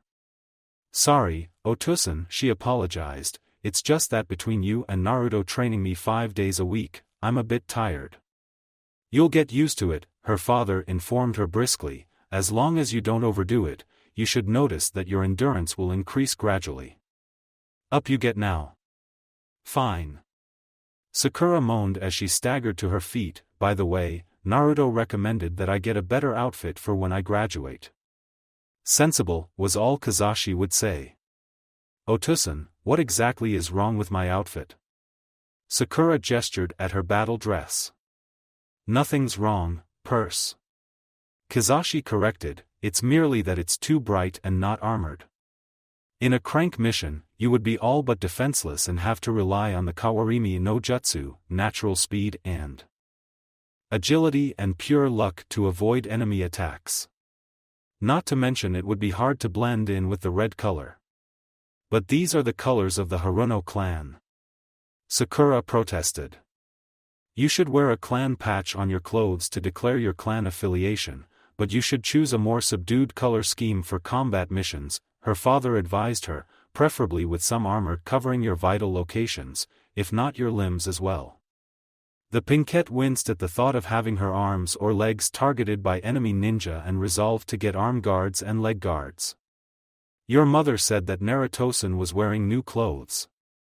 Kazashi mused, do you happen to know where he got them? He said from a place called Higarashi's. Sakura replied, Choji said it was a high-end place.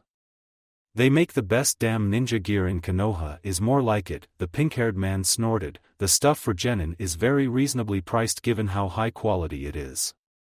We'll go there a couple of days before your graduation and buy you a combat outfit.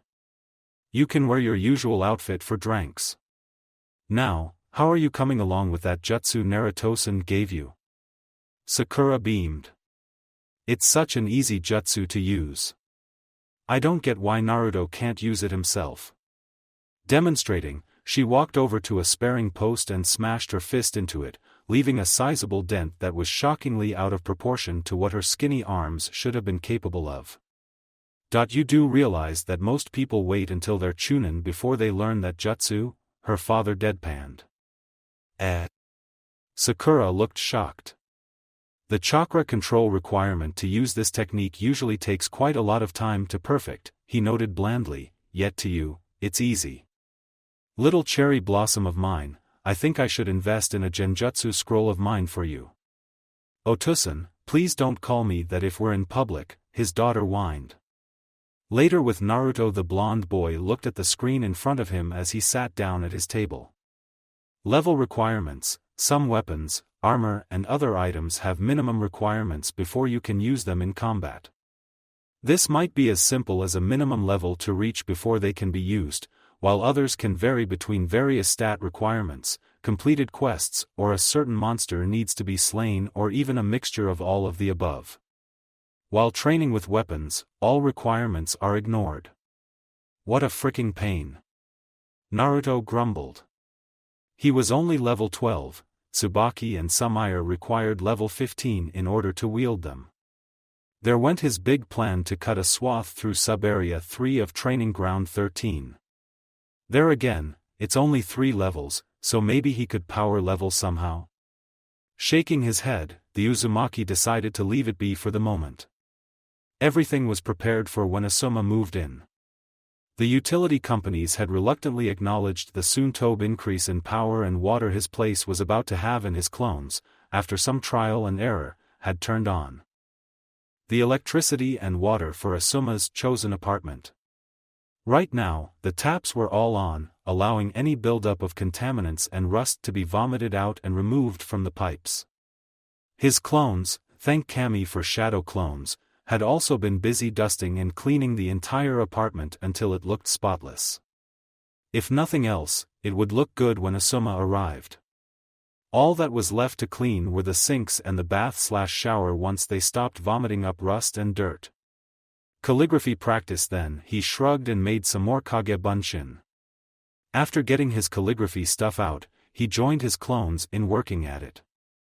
What with all of the physical training he'd been doing in the last month, calligraphy had kind of fallen to the wayside, but he was still only a little away from gaining the 10th level in his calligraphy skill, the requisite level needed to learn basic Fuinjutsu.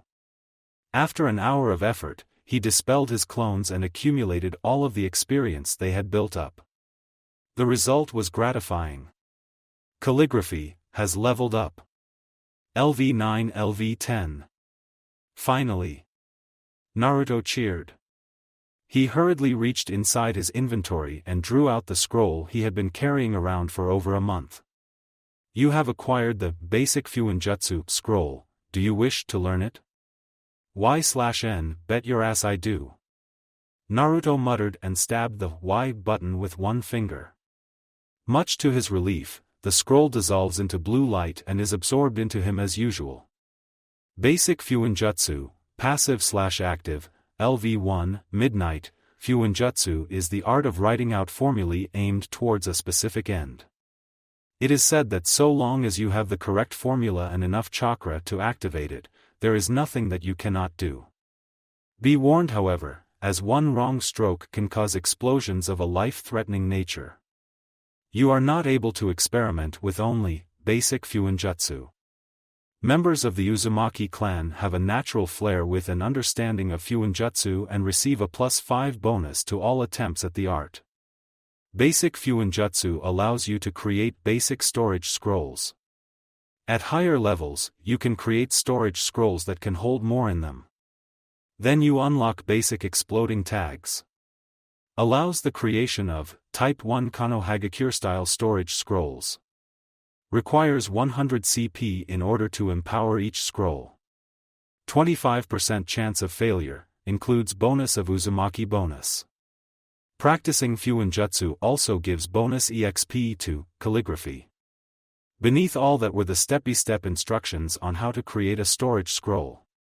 Naruto was a bit put out that it would only hold a single kunai or shuriken, but it was a place to start, if nothing else. Okay you guys. Naruto declared, we are gonna practice Fuinjutsu like crazy. These practice scrolls are all very fine and dandy, but not for combat.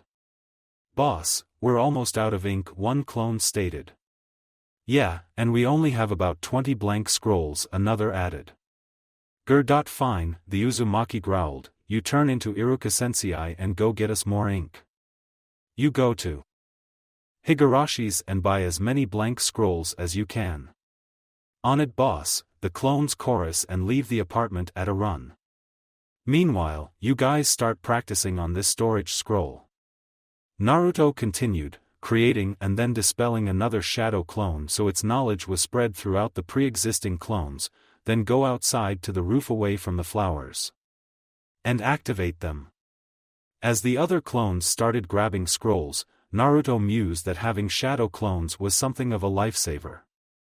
This way, he could test the scrolls without having to risk getting blown up in person. A short while later with Iruka, the scarred Chunin was taking a stroll over to see his favorite student when he heard the explosion. It clearly came from Naruto's apartment building, so Iruka immediately used a shunshin to teleport to his destination immediately.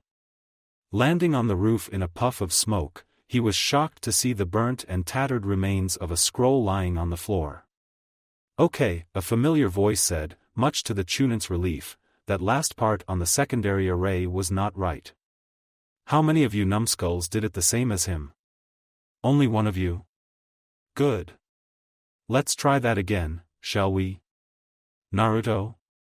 Iruka called out cautiously.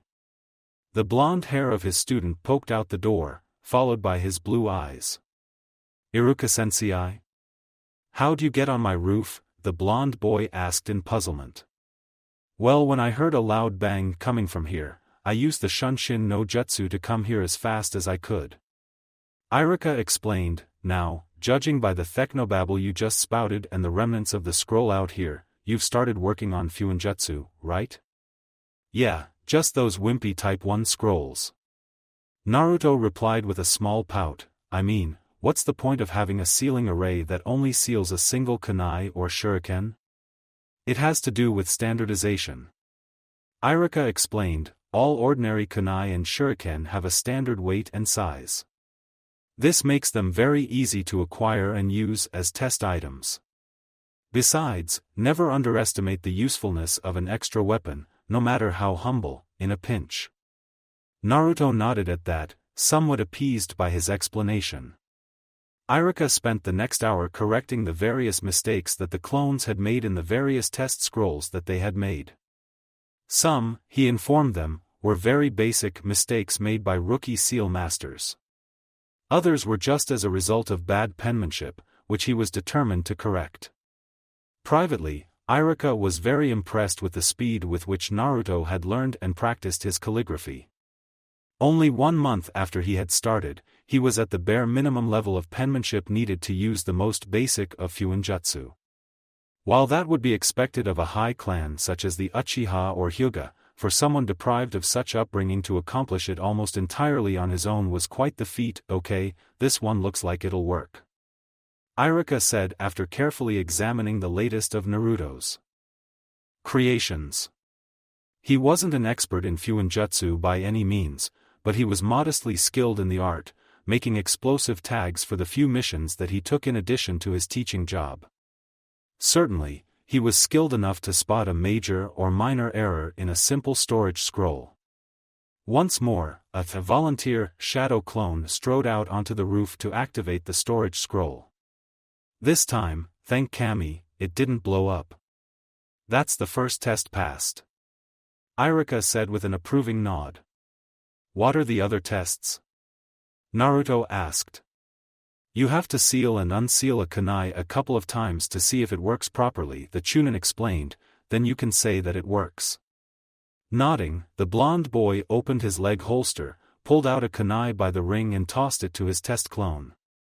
The clone reluctantly placed the weapon on top of the scroll and pressed one finger to the array. In a puff of chakra smoke, the dagger-like weapon vanished and the kanji for kunai appeared in the center of the scroll. Next, the clone muttered as he pulsed chakra into the array again, unsealing the kunai in another puff of smoke. After repeating the experiment a couple more times for good measure, the frazzled clone dispels and Naruto went over and scooped up the scroll before proffering it to Iruka. "Iruka-sensei, you can have this if you want," he mumbled bashfully. Iruka was actually touched by this. It was Naruto's first successful piece of Fuinjutsu and he was giving it to his teacher. "Thanks you, Naruto," he said with a smile as he rolled the small scroll up and pocketed it. "I'll make good use of it. If you want me to help you out with any other Fuinjutsu, just let me know." "Sure." Naruto beamed. Naruto POV. After talking for a while longer, Iruka took his leave and Naruto dispelled the clones, prompting a rush of memories and a deluge of screens popping up. "Geez, you'd think they'd only come one at a time," he grumbled good-naturedly. "Let's see here." The first couple were notices that his calligraphy Skill had gained bonus EXP from his attempts at Fuinjutsu. About 100 point overall, which wasn't anything to sneeze at. Next was the notice regarding the failure of the first storage scroll, which sucked. The second to last set was very interesting. Apparently, similar to when the Chunin Kitamura helped him with his Shuriken Jutsu, having Iruka do unknown tutoring had given him an EXP bonus on top of the bonus he received for being a member of the Uzumaki clan. He was already close to level 2 in Fuinjutsu. The last was very interesting. Hidden quest unlocked. By starting down the path of using Fuinjutsu, you have become eligible for the hidden quest, honoring your ancestors. Honoring your ancestors, you come from a distinguished line of Fuinjutsu users. Honor their memory by becoming a sealing master adept in 4 years or less. Quest goal: Master, Basic Fuinjutsu, Intermediate Fuinjutsu, Advanced Fuinjutsu, Master Grade Fuinjutsu. And their Uzumaki equivalents in the next 4 years. Quest reward: Title, Uzumaki Seal Master, 100000 EXP, Map of Yuzushiogakure. Quest failure: Death accept. Y/N, yet another chance for me to die if I fail. Naruto grumbled as he jabbed the Y button, meh. After that, the blonde boy reheated some katsudon that he'd had for dinner the previous night and used the last of his rice in the rice cooker for lunch. He would have to go shopping again soon, which would mean transforming into someone else so he wasn't gouged. He sighed and looked out his money. He would have to buy a week's worth, so that meant damn. That's a lot of Rio. He could afford it, but it wouldn't be cheap. Even without the shopkeepers gouging him with prices, food prices in Konoha had skyrocketed thanks to Kyuzugakure engaging in a small war with Takigakure, according to Iruka Sensei. Time to see what Tentanshin thinks of those Bakken I got from Training Area 13, he muttered as he headed down to the dojo. After carefully counting them out, he had 30 wooden swords, all in perfect condition, not counting that strange golden Bakken. Leaving out 6 Bakken for himself, Naruto sealed the rest into the one storage scroll that he owned and headed out to Higarashi's in order to see if they would buy the practice weapons from him. After walking through Konoha, and earning yet another level in Detect Bloodthirst, Naruto entered the weapons shop proper, only to be tackle-hugged by an enthusiastic brunette. Naruto. Thank you. Tenten crowed gleefully, now I can get my sword. Tenchan. Let him breathe, her mother said absently from behind the counter as she sharpened Itachi. Tenten squeaked and let go of Naruto, who was once again blue in the face from the weapons mistress' enthusiastic glomp. You're welcome, Tentensen, he wheezed once he had breath back in his lungs as the genin Kunoichi fussed over him apologetically. So what can we do for you this time, Naruto-kun? Kane asked as she carefully placed the sword she was sharpening on the counter. You were in here just a few hours ago for blank scrolls. For Fuinjutsu? Tenten asked in surprise. Yeah. Just made my first Type 1 storage scroll earlier on today with Iruka Sensei's help, the blonde boy replied, but I'm not here about that. I found some things in Training Ground 13 that I need to sell. The food prices are going up thanks to that war in Kusa. Kane made a face. I know, but hopefully that won't go on for much longer. What do you have to offer us? Naruto took out the scroll, placed it on the counter and unsealed the swords. These. The Higurashi matriarch picked up the nearest Bakken and examined it with a critical eye, even going so far as to give it an experimental practice swing. Replacing it on the counter, she asked carefully, and you say you found these in Training Ground 13? Yep. How does 10,000 Ryo per blade sound to you? She asked. Naruto grinned. Sold. Tenten carried the swords to the section that was made up entirely of practice weapons as her mother counted out 240,000 Ryo and handed it over to Naruto, who tucked it into Gamakan. You gain 240,000 Ryo.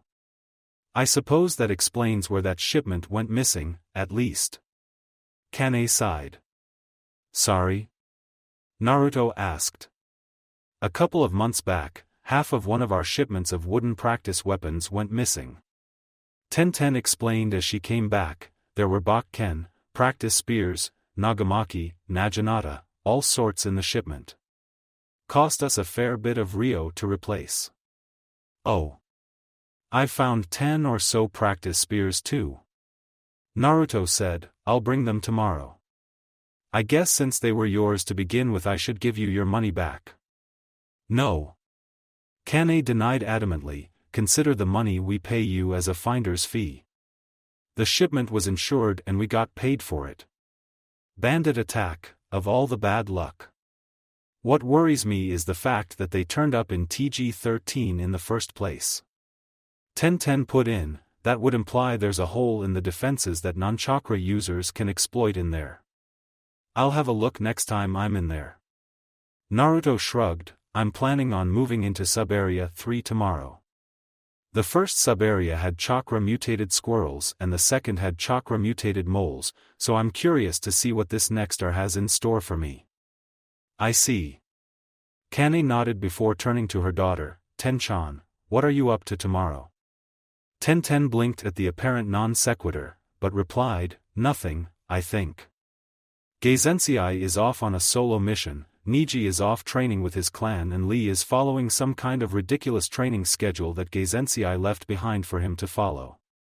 Why don't you go with Naruto-kun on his training mission tomorrow? Kane suggested, from everything you've said, Naruto-kun, you're more of a close-range fighter, right? It would be an idea to see how a ranged fighter like Tenten operates. She's very, very good at shuriken jutsu. Okayasan, the brunette flushed in embarrassment at her mother's effusive praise. Sure. Naruto nodded, if Tenten wants to come with me tomorrow, I'm fine with that. It'll be nice to work with an active-duty shinobi. Sure. Tenten nodded shyly. Okay then. Meet at my place at midday then, the Uzumaki said with a grin, looking forward to working with ya. After a few more moments of conversation, Naruto headed back to his apartment and Tenten busied herself with polishing more of the swords, leaving Kane to retreat to the back room and inform her husband of the plans for tomorrow. What are you plotting, oh wife of mine? Tatsuhiko suspiciously as he hammered the chakra metal before him into the right shape, this has all the hallmarks of one of your little plots. I'm setting Tenchan up with Naruto-kun. Kane stated blandly, if nothing else, they'll become better friends. At best, she might finally get over that Niji boy. Both adult Higurashi scowled at the mention of one Hyuga Niji. Tenten had been crushing on the boy since the 3rd year of the academy and had been teamed up with him as she had been top kunoichi and he had been rookie of the year, with Rock Lee thrown in as the dobe. Niji had been breaking her heart ever since, constantly rebuffing any advances she made and generally treating her like an almost competent lackey, albeit not a very smart one. Let's just say that Tatsuhiko and Kane were not fond of the boy and leave it at that.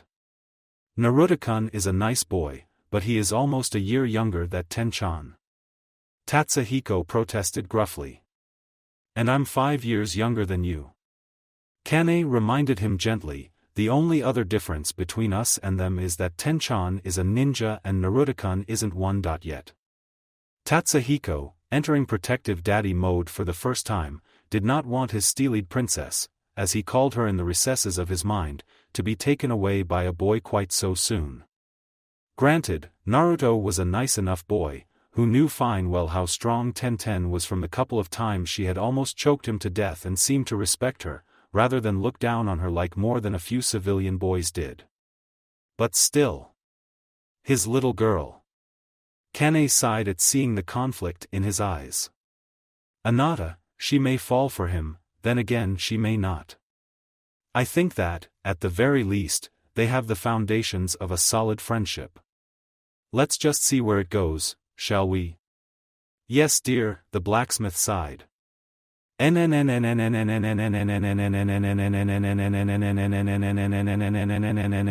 next day Amicage Apartments when Tenten knocked on Naruto's door, she was surprised at the sight of his clones at work, churning out numerous storage scrolls. What the heck are those? she asked him with wide eyes. Shadow clones. Naruto replied, it's a kenjutsu that I can use only because I have bucket loads of chakra. Ordinarily, it can only be used by Jonin-level ninja, at least. Why haven't you graduated if you can use those? The weapons mistress asked in bewilderment. I only learned the technique a month and a half ago. Naruto explained, it was a special dispensation, I think Iruka-sensei called it, from Jiji, because I can't do the ordinary Bunshin no Jutsu to save my life. Seriously? You can't use the Bunshin? Tenten was taken aback by that before shrugging, meh. No one uses that jutsu once they graduate from the academy anyway. I haven't, not even on the crank missions I've been on. Knew it. Naruto muttered. So why are they copying stuff out? She continued. Mass production of Type 1 storage scrolls, the Uzumaki replied with a shrug, practice makes perfect, after all. But they're only clones. Tenten pointed out. Yeah, but when they dispel, I get the accumulated experience of their existence, the blonde boy pointed out in return, it's an ability unique to the Kage Bunshin no Jutsu that makes learning ninjutsu, fuinjutsu, and book learning a snap. Higurashi Tenten wasn't a jealous person by nature, but the revelations regarding the usefulness of the Kage Bunshin no Jutsu did spark a slight amount of the emotion in her, but she brushed it away with some effort and turned her mind to the question of why he could do this. If he couldn't use the Bunshin, then being able to use a more powerful version must mean that. No, surely not. You have too much chakra and too poor a control on it to use the Bunshin, she said flatly, while a lack of control doesn't hinder you with the Kage Bunshin no Jutsu. I'm right, aren't I? Naruto nodded sourly. My inheritance as an Uzumaki means that E-rank jutsu like the Bunshin are hard or impossible for me to use. I'm actually perfectly good at the Henge no Jutsu and the Kawarimi no Jutsu, but the Bunshin uses too little chakra for me to use it. That sucks. Tenten had to wince at that. Meh. I'm graduating this time for sure though, so it's all good. Naruto grinned, let me grab my kunai pack and we can go. As the boy dashed into his bedroom to fetch the aforementioned pack of weapons, Tenten had a peek at one of the completed and activated storage scrolls. It was a bit rough, but otherwise it was very good. Nice job, she nodded to the clones, who all blushed. Just wait until we get up to regular storage scrolls, one declared. I'd be interested in seeing that, the weapons mistress said with a nod. Sorry for the wait. Naruto said as he hurried back into the room, right, let's go. With that, he gestured at the dozen shadow clones and they dispelled in 2s and 3s. If I dispel them all at once, I get a headache. Naruto answered the question in Tenten's eyes, 2 or 3 at a time with a few seconds in between dispersals is fine though. The older girl nodded, but her mind was working fast. The shadow clone jutsu looked like a very powerful technique, with several drawbacks that justly earned it the title of Kenjutsu in her book. Why would Hokage-sama allow Naruto to learn such a dangerous jutsu when he isn't even a genin yet? She wondered, why not one of the elemental clones instead? With Naruto, observe. Naruto whispered as he looked at Tenten as the two walked down the street, making her profile come up. Name, Higurashi Tenten Class, Weapons Mistress Level, 22 Next Level, 56.32 Title, Genin, plus 15% EXP to Level 25, Age, 14 HP, 3650/3650 CP, 2600/2600, 2600/3650, STR, 41 STA, 42 DX, 52 INT, 25 WS, 25 LUK, 15 Special Status, Hokage, Passive, plus 25% EXP to Shuriken Jutsu, plus 20% chance to hit while using Shuriken Jutsu, Unknown Ninja Heritage. Intermediate Weapons Combat Mastery, Passive, plus 25% EXP to any weapon styles learned. Perks, Will of Steel True Kunoichi Natural Talent, Weapons Mastery, Flaws, Hot-Tempered Controlled Fangirl, Senju Tsunade, partially sealed chakra pool. Higurashi Tenten is the top kunoichi of her academy class, a prodigy in the use of any and all weapons that she can lift with her hands, with a special flair for shuriken jutsu. Despite this, she is a fair, friendly person, with a slight dislike for fangirls, despite having similar leanings towards Senju Tsunade of the legendary Three Ninja. Naruto was very, very impressed by Tenten's stats. Her DX stat in particular was off the charts. How the hell did she get it so high only a year out of the academy? He considered two anomalous points on her profile, the unknown ninja heritage, special status, and the partially sealed chakra pool flaw. The former was fairly straightforward in that she was descended from a ninja clan of some description, probably one of the clans all but wiped out during the day of the Kyuubi 12 years ago. Partially sealed chakra pool was another thing though. From what his basic knowledge of Fuinjutsu told him, sealing someone's chakra, even slightly, was a difficult task to accomplish for even someone of Jiraiya of the Sannin's skill without causing unfortunate side effects. As Tenten didn't show any of those side effects, unstable personality, inability to use chakra and muscular spasms, she had obviously been correctly sealed. Why she had been sealed was a good question, though. Sealing someone's chakra, even partially, was rarely done for any reason other than punishment, so the question was, who had sealed her chakra and why did they do it? Quest alert. Born of Steel, your friend Higurashi Tenten is an orphan who has had her chakra partially sealed for some reason. Investigate her origins in order to discover why it has been done. Quest reward, plus 1500 EXP, plus 2000 Ryo, Tanken, plus 2 STR, quest failure, plus 300 EXP, accept? Y/N, why is there a 1 next to the quest name? Naruto wondered. Chain quests. A chain quest is when the completion of one quest automatically leads to the creation of one related to it. Basic chain quests can have as few as 2 parts to them, but the more complex ones can reach up to 15 in a row. Understanding this, Naruto paused uncertainly. He was curious about why Tenten had had some of her chakra sealed, but he felt that prying into her past without permission would be distinctly rude. She was a genin with more than adequate chakra reserves, so obviously the seal wasn't interfering in her ninja career to any degree. Did he have a right to interfere in her life to that degree? Surely just looking into it can't hurt, he reasoned as he pushed the Y button. We're here. Tenten declared, startling Naruto, who looked up in surprise. They were indeed standing right in front of Training Ground 13. That went by fast. Naruto observed. You were really lost in thought as we walked. Tenten noted, something up? Nah. Naruto shook his head, it's nothing. So how do you want to do this? Actually, have you ever fought any chakra mutations before? Nope, the brunette shook her head once. Geizensei says that fighting those who are mutated is unyouthful, if you can believe it. The blonde academy student looked at her blankly as if to say, seriously? Okay then, he said after his mind rebooted, in which case, we'll start off in sub-area 1 to get you accustomed to fighting chakra mutations. They are a bit different to humans. No duh. Tenten deadpanned before grinning, lead on then. Hold up. Naruto picked a stone up from the ground, Doton, Gensetsukan no Jutsu. As the stone transformed into a long staff, Tenten jumped slightly and stared. Whoa. Didn't know you could turn rocks into weapons, she said a bit jealously. Basic Doton Jutsu. Naruto shrugged. So is Earth your primary affinity? The brunette asked interestedly. Nope, I have a wind affinity primarily, with a sub-affinity for Earth.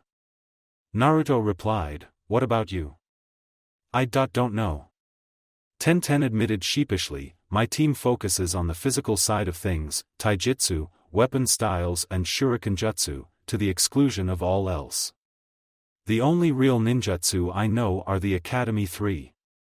That's Naruto was struck dumb by the stupidity of that training style, before he remembered something. Your team has that Rock Lee guy, right? The one who can't use ninjutsu or genjutsu. Maybe that's why your teacher isn't training you in it, to make things fairer on him. True. That, and the Hyuga prodigy, Niji, is on my team too. Tenten nodded glumly. He disdains anything that isn't the Juken Taijutsu style of the Hyuga clan. So I'd be the only one learning anything. That's still unfair to you. The Uzumaki frowned before shrugging. Meh. If I find any jutsu scrolls in here, have a look at them and see if they interest you. Heck, I'll even teach you the couple of wind and earth techniques that I know. This earned him another hug from the brunette. Inside Sub-Area 1. Holy crap. Tenten gawped at the 3 rabid red squirrels, as they snarled at her and Naruto. Those things are huge. Yep, and they're about to charge. Naruto said grimly, so get ready. Doton, Iwa Bunshin no Jutsu. As 20 rock clones clawed their way out of the ground, Tenten gawped for another moment before shaking herself out of her stupefaction and drawing a kunai in each hand. Any hints for weak spots? She asked. Once they leap, they're vulnerable, but they can still twist in midair, so jump in, slash and retreat. Naruto advised as he spun his staff in a familiar way. Here they come. While the chakra-mutated squirrels were fast and agile, for an experienced kunoichi like Tenten, who sparred against taijutsu monsters like Rock Lee and Hyuga Niji on a regular basis, they may as well have been moving in slow motion. Countercharging the mutations, the weapon's mistress deftly sliced the throat of the first squirrel before throwing her offhand kunai into the forehead of the next one. She then leapt up over the last one and buried her weapon up to the hilt into the base of its skull. Holy crap! She took them down without even breaking a sweat. Naruto thought in stunned awe. He hadn't been able to one-shot the damn things until just recently, and that was with careful aim with his staff. Tenten had managed it with 2 kunai. Yikes! Naruto whispered. These things weren't so tough, the brunette said with a grin as she retrieved her blades. Considering they're the weakest mutations in the whole area and you're an experienced genin, that isn't a surprise. Naruto noted, I call those ones, rabid red squirrels. They have bigger cousins I call, gnashing gray squirrels, and they're a lot tougher. Oh? Then let's get to finding them. Tenten said as she wiped her weapons clean of blood. Nodding, Naruto led her through the trees, surreptitiously closing the window detailing how much EXP had been divided between him and Tenten. Evidently, even an ad hoc party like this still allowed for splitting experience between party members. So how many jutsu have you found in here anyway? Tenten asked as the two kept their eyes out for any gnashing gray squirrels. At point 5. Naruto replied, Doton, Gensetsukan, a scroll on basic Fuinjutsu, Futon, Kaden Shuriken, Doton, Dangon and Ninpo, Karada Kyoto Kyoka. What's the last one? The weapon's mistress asked curiously. A very much lesser version of Senju Tsunade's chakra, enhanced strength. Naruto replied. Seriously? Tenten squealed, can I borrow it? Please. Sorry, I gave that jutsu scroll to a classmate of mine as a present, the blonde boy said apologetically. If we find another one here, it's your though. My chakra control is way too spotty to use the blasted technique. This earned him a grin and a nod from the brunette. With Tenten's superior strength, it only took them half an hour to clear Sub-Area 1 and move on to Sub-Area 2. Here, Tenten had a great deal of trouble against the mutated moles, as the Dangon they fired off were immune to her thrown weapons. She switched to close combat and unsealed a Sansetsuken, 3-section staff, leaping around the boulders to smash the slavering star moles over the head so quickly they had no time to hit her with their claws. The kunoichi clearly knew how to strike the chakra mutations for best effect, crushing their skulls with every blow she dealt out. Naruto made a mental note for the umpteenth time to not get on her bad side. You are a very scary girl, you know that Tenten, he said after the last mole fell to her. Why thank you, the brunette beamed at him, as if she hadn't had such a nice compliment in ages. Naruto made another note to himself that strong kunoichi were slightly weird. As they made their way to the entrance of the next area, Naruto compared his style with Tenten's and found it wanting. She moved quickly and precisely through her enemies, dealing with them with minimum expenditure of effort and maximum amount of damage. Hey Tenten, what taijutsu style do you use? He asked curiously.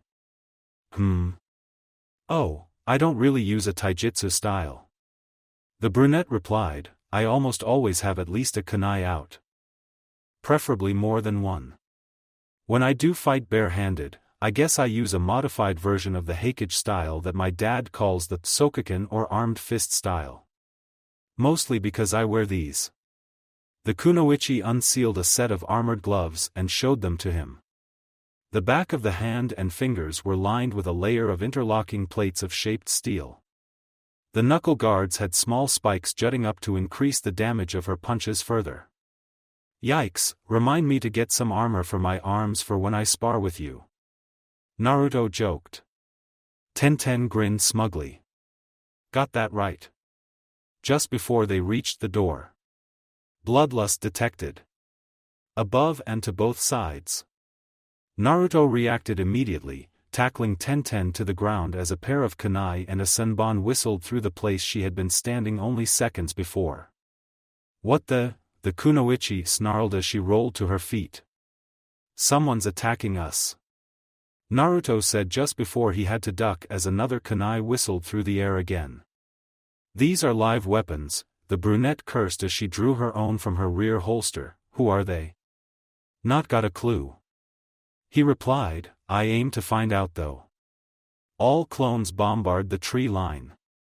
As numerous Gensetsukan pelt the trees like rain, Tenten had to ask, why are they throwing their staves? They can be used as either close combat weapons or as ranged weapons. The blonde explained hurriedly, aha. Got one of the bastards. Indeed, one of the assailants fell from a tree with a Gensetsukan impaled through his leg. He wore blue combat trousers with white splotches dotted over it, a slate-gray shinobi vest and a haitayat with 4 diagonal lines in a square formation engraved on it, with a single horizontal line bisecting it. Kirigakure nuke nin. Naruto shouted in warning. That's right, brat. The fallen man said in a monotone as he nonchalantly tugged the stone stave out of his leg, we were going to sell you and the girl, but for wounding me, we'll make you watch as we ruin her before we sell her. The man was soon joined by 3 other missing ninja, all from Kirigakure. One made a lewd gesture at Tenten with his hips. The blonde orphan ground his teeth together in anger. He glanced at Tenten and recoiled as anger seemed to emanate from her like a tangible, physical force. Her expression was almost demonic and the blonde boy was very, very grateful that she was on his side. Without saying a word, she pulled out 2 scrolls from her specially made side pouches, slammed them down onto the ground and then rapidly ran through 5 hand signs, tiger, dragon, monkey, hare and snake before crossing her arms. Ninpo. Ninja art, she growled, Sashoryu. Twin rising dragons. An explosion of smoke concealed her before a pair of long streams of smoke rose up. Naruto blinked as they actually looked like dragons. They stretched up, reaching high into the heavens. And Tenten was rising up rapidly to match them. Ruin me? Sell me and Naruto? She hissed, we'll see about that. Thank you for watching. I hope you enjoyed it. Make sure to like and subscribe, and don't forget to share this video with your friends. Guys, make sure to help the author by visiting the link in the description. This is Fox Sage, and I'm signing off.